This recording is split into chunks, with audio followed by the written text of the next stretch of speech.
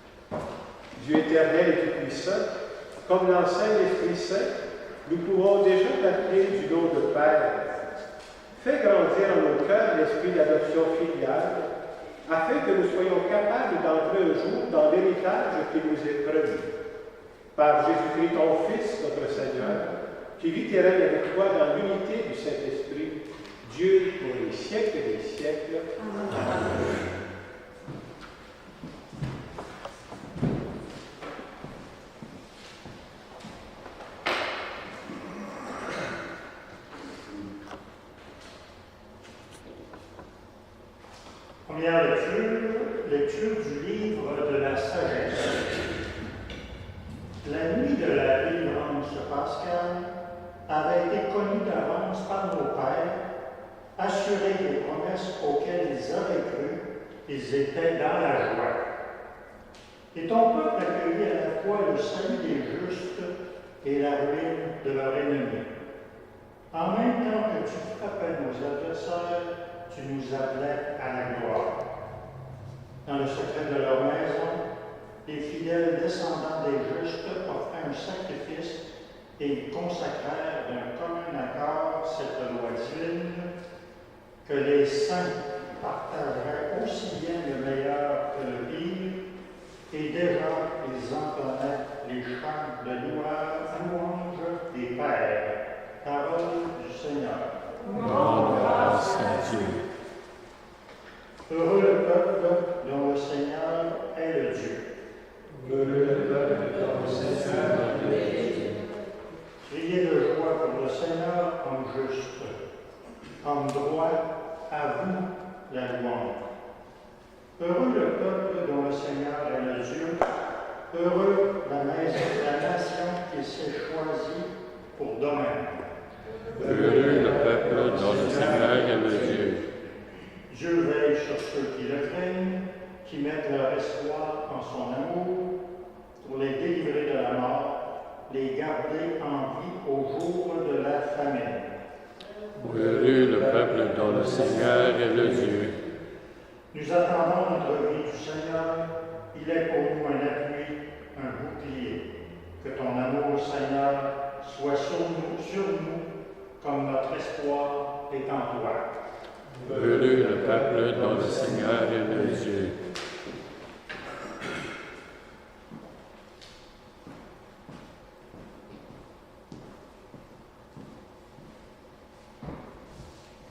Lecture de la lettre aux Hébreux.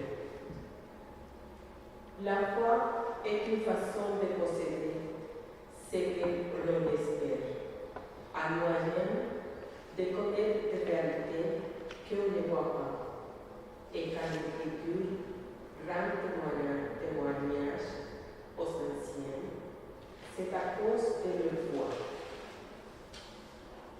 Grâce à la foi, Abraham obéit à l'appel de Dieu.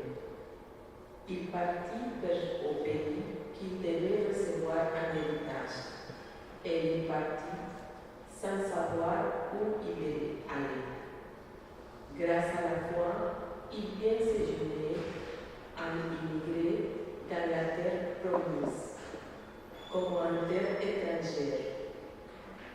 Il vivait sous l'attente ainsi qu'Isaac et Jacob, héritiers de la même promesse, car il attendait la ville qui aurait de vraies fondations, la ville dont Dieu lui-même est le bâtisseur et l'architecte.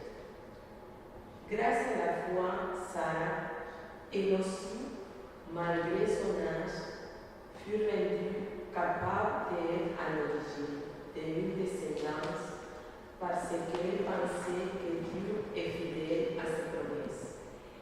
C'est pourquoi qu'un seul homme, déjà marqué par la mort, a pu naître une descendance aussi nombreuse que les étoiles du ciel et que les sables au bord de la mer, une multitude innombrable. Parole du Seigneur. Grâce à Dieu.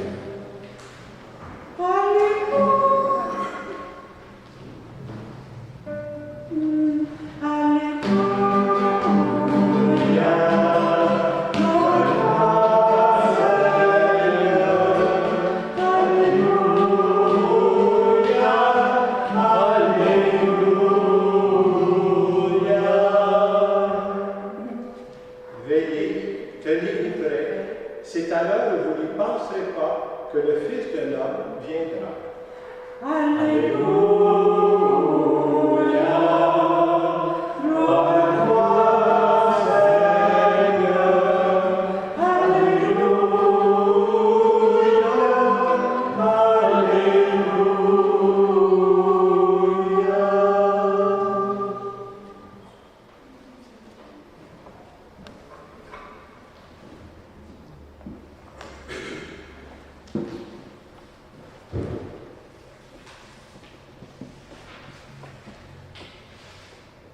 Le Seigneur soit avec vous. Et avec votre esprit. Évangile de Jésus-Christ selon saint Luc. Gloire au Seigneur Jésus.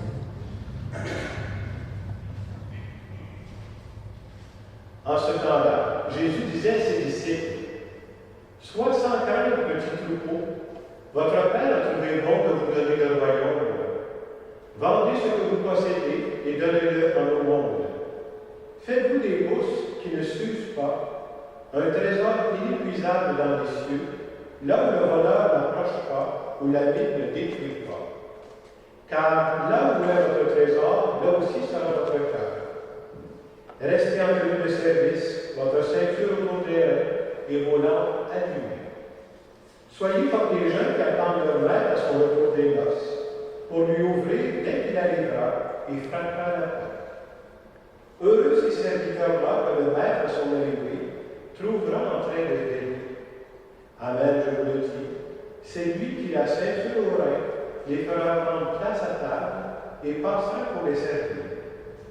S'il revient vers minuit ou vers 3 heures du matin et qu'il les trouve ainsi, heureux sont-ils. Vous le savez bien, si le maître de maison avait su à quelle heure le voleur viendrait, il n'aurait pas laissé percer le mur de sa maison. Vous aussi, tenez-vous prêts. C'est à l'heure où vous n'y penserez pas que le Fils de l'homme viendra. Acclamons la parole de Dieu. Louange à toi, Seigneur Jésus.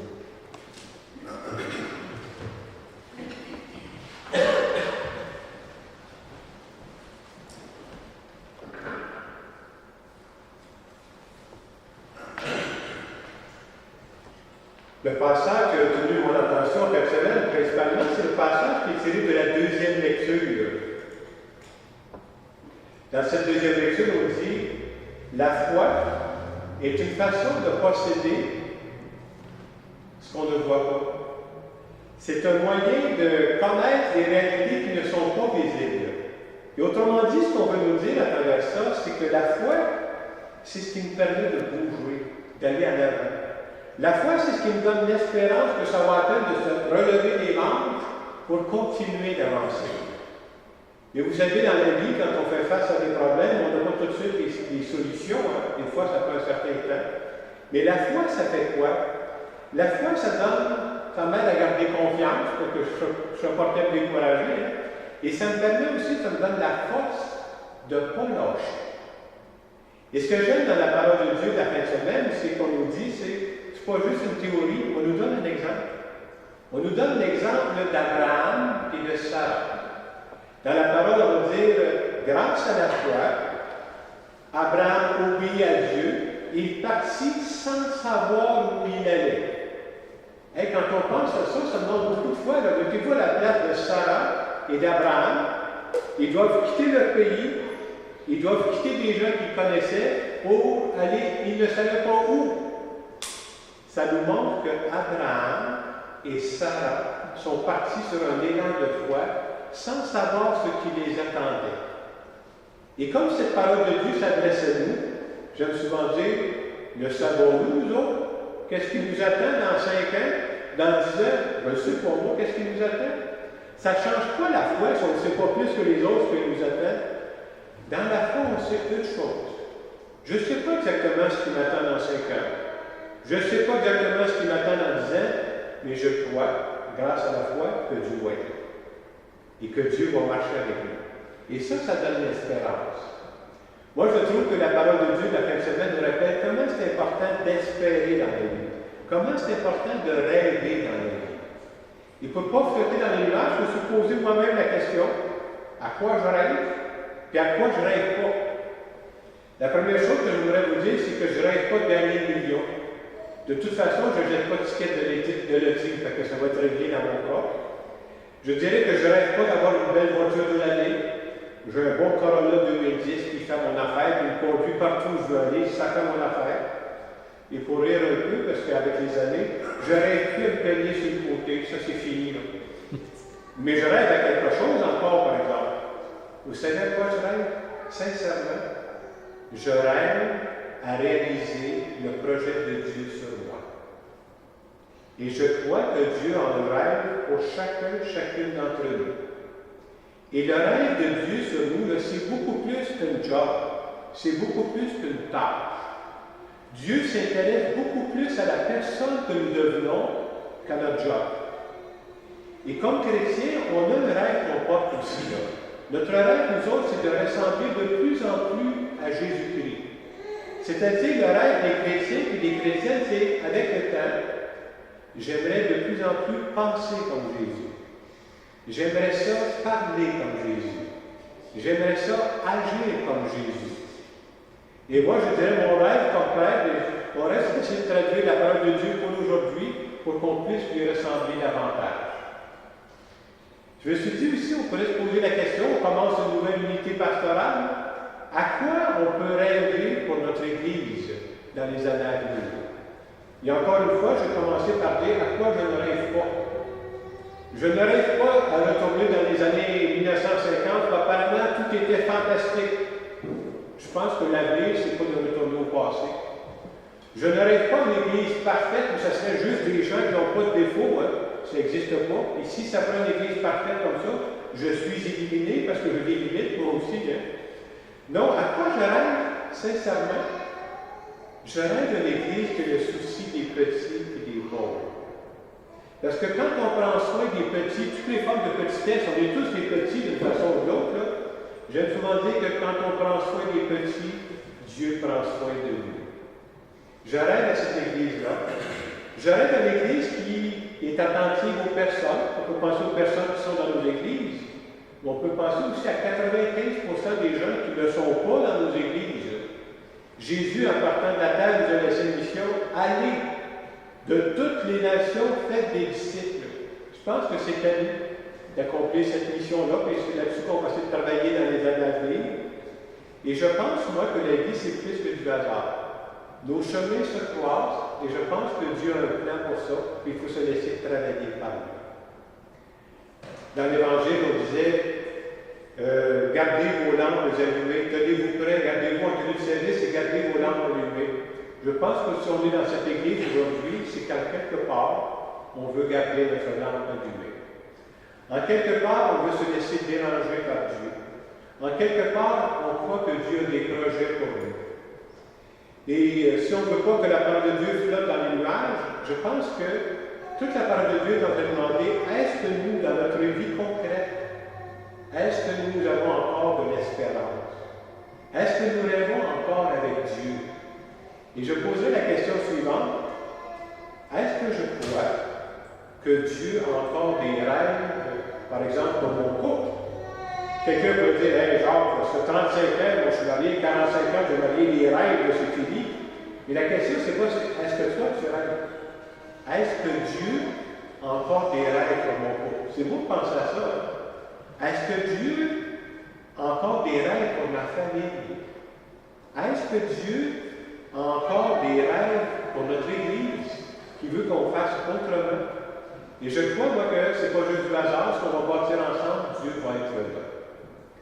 En terminant cette homélie, j'aimerais simplement faire une prière à notre nom à tous. Je vous invite à prendre quelques secondes pour se recueillir.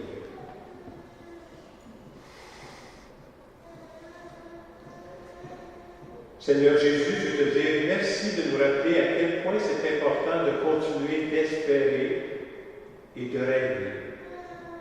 Espérer non pas en comptant seulement sur nos seules forces, mais en comptant sur tes forces à toi.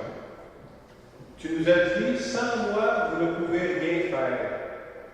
Et à la suite d'Abraham et de Sarah, viens nous aider à faire une journée après l'autre, sans savoir d'avance tout ce qui nous attend. Merci Seigneur de marcher avec nous. Amen. Et dans les quelques secondes de silence qui viennent, est-ce que je crois que Dieu a encore des rêves pour ma vie à moi?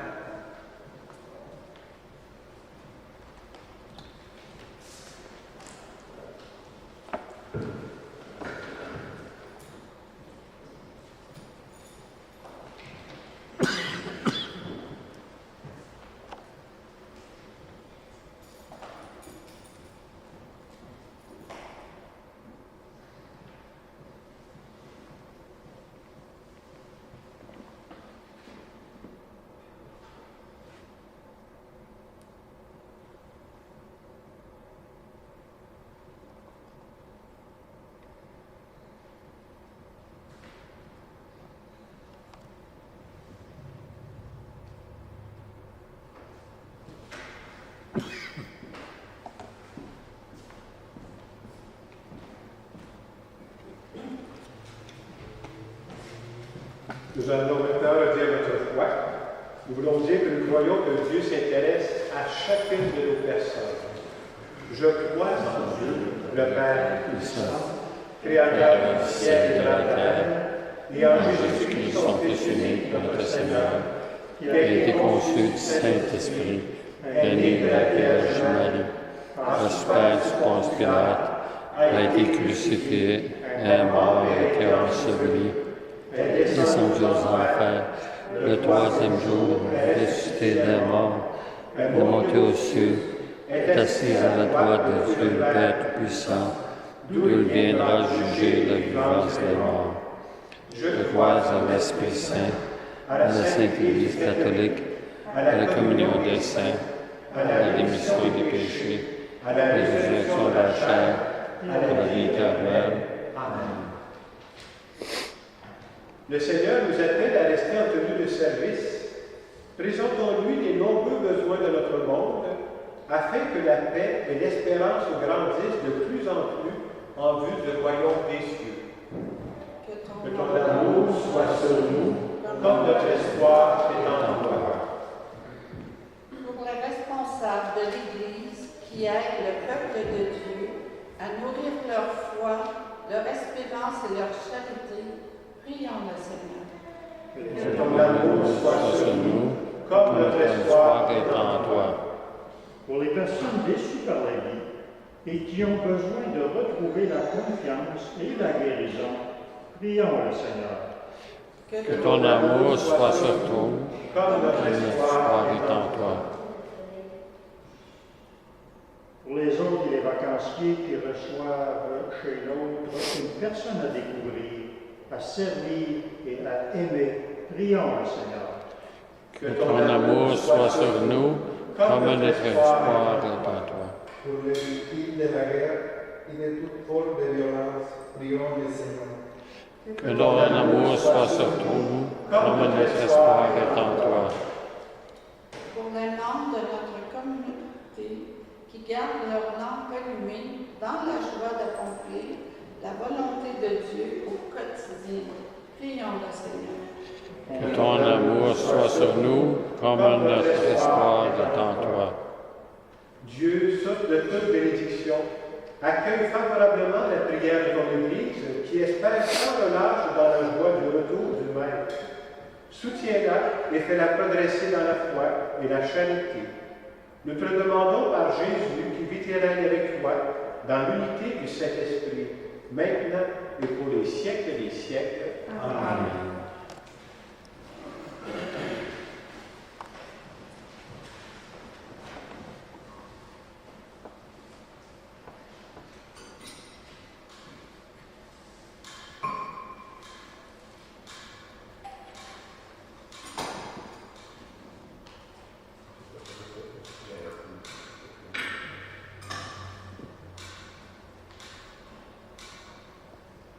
Tu es béni de l'univers, toi qui nous donnes ce pain et ce pain, fruit de la terre, de la vie, du travail des hommes et des femmes. Nous te les présentons et deviendront le pain et le vin du royaume éternel. Béni sois-tu, maintenant et toujours.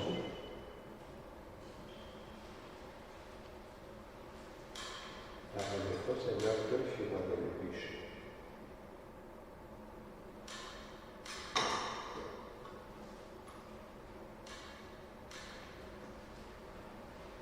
Prions ensemble au moment d'offrir le sacrifice de toute l'Église. Accueille favorablement, Seigneur, ces présents que dans ta miséricorde tu as donnés à ton Église pour qu'elle puisse te les offrir. Fais qu'ils deviennent par ta puissance le sacrement de notre salut, par le Christ, notre Seigneur. Amen. Le Seigneur soit avec vous. Et avec votre esprit. Élevons notre cœur. Nous le donnons vers le Seigneur. Rendons grâce au Seigneur notre Dieu. Soyez juste et bon. Vraiment, il est juste et bon, pour ta gloire et notre salut, de t'offrir notre action de grâce toujours et en tout lieu. Seigneur, Père très saint, Dieu éternel et tout-puissant, par le Christ notre Seigneur. Par sa naissance, il a renouvelé la condition humaine destinée à vieillir. Par sa passion, il a effacé nos fautes. Par sa résurrection d'entre les morts, il a donné accès à la vie éternelle. Et par son ascension auprès de toi, notre Père, il a ouvert les portes du ciel. C'est pourquoi, avec la multitude des anges et des saints, nous chantons l'hymne de ta gloire et sans fin, nous proclamons.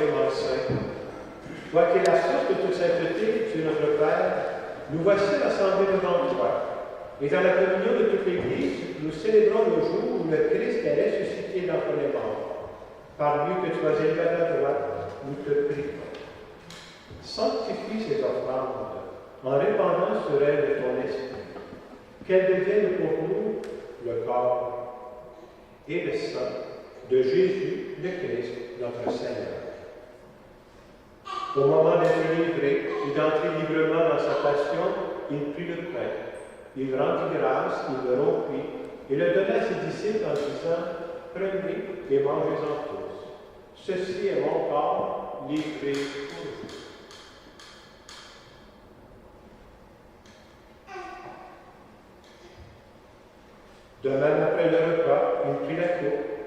De nouveau, il rendit grâce et la donna à ses disciples en disant, prenez et buvez-en tous, car ceci est la coupe de mon sang, le sang de l'alliance nouvelle et éternelle, qui sera versé pour vous et pour la multitude en rémission des péchés. Vous ferez cela en mémoire de moi.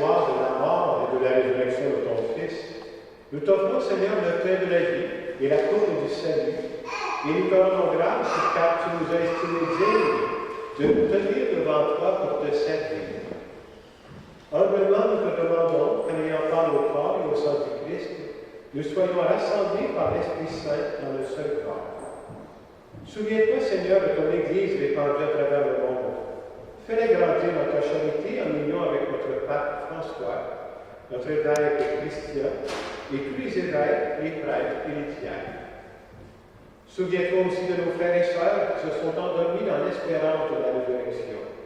Et souviens-toi dans ta miséricorde de tous les défunts. Accueille-les dans la lumière de ton visage.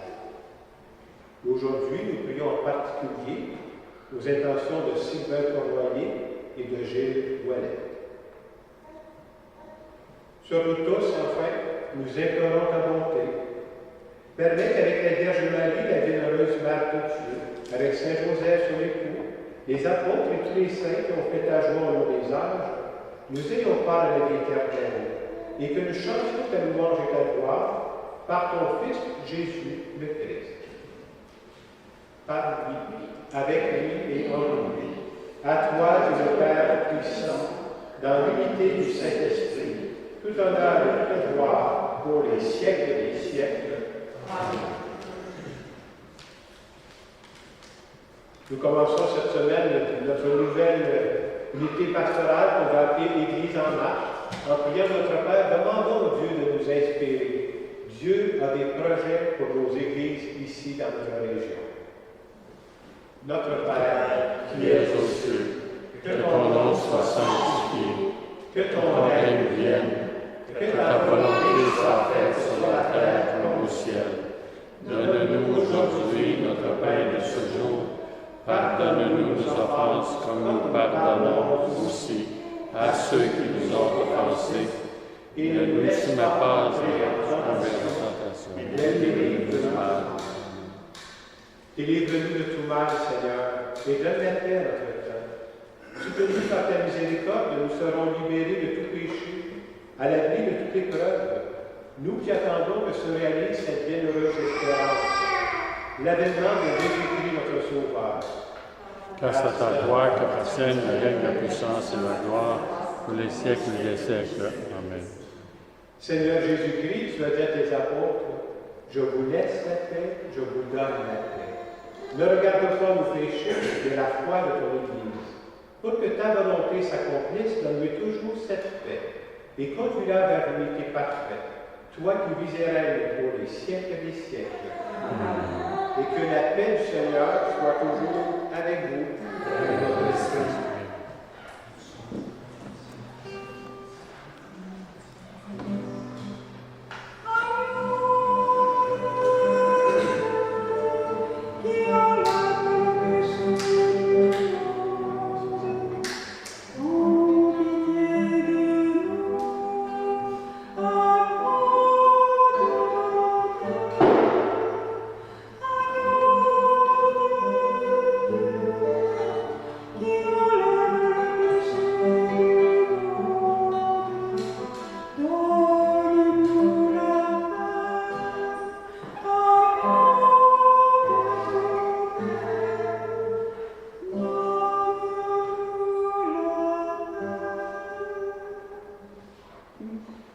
Voici l'agneau de Dieu, voici celui qui enlève les péchés du monde.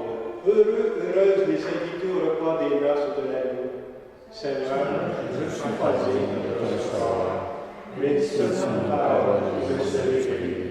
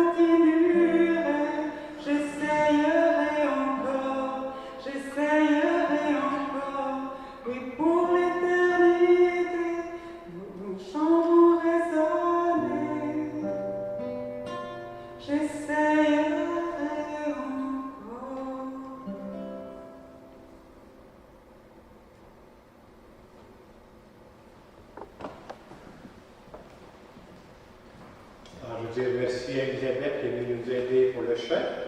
Je vais vous dire qu'à la sortie, vous verrez, on a un nouveau feuillet paroissial que vous pourrez prendre. Et dans ce nouveau feuillet paroissial, on l'a appelé Unité Église en marche. Dans les semaines à venir, je vais parler un peu comment on va essayer de marcher ensemble pour devenir de plus en plus proche de Jésus-Christ. Puis je vous rappelle que dans chacune des églises, il y aura des enveloppes des 3 paroisses. Alors il y aura toujours moyen pour quelqu'un qui va le mettre d'une paroisse à l'autre que l'argent retourne à sa propre paroisse. Je sais que le nouvel horaire amène beaucoup de changements. Donnons-nous quelques mois pour s'habituer à ça, et je pense que le Seigneur va nous guider pour la suite aussi. Alors, je vous dis que je me présente ici avec toute ma bonne volonté. Je vais essayer de donner le meilleur de moi-même pendant toutes ces années où j'aurai la chance d'être ici. On peut se lever comme dans la prière. Que cette communion à ton sacrement, Seigneur, nous procure le salut et qu'elle nous affermisse dans la lumière de ta vérité. Par le Christ, notre Seigneur. Amen. Prenons quelques instants pour nous recueillir. Merci Seigneur de nous avoir appris que c'est important d'espérer, c'est important de rêver. Et merci de nous donner le courage de toujours avancer. Et nous te demandons de nous bénir. Au nom du Père, et du Fils, et du Saint-Esprit. Amen. Allez dans la paix du Christ. Je vous souhaite une bonne semaine. Yes.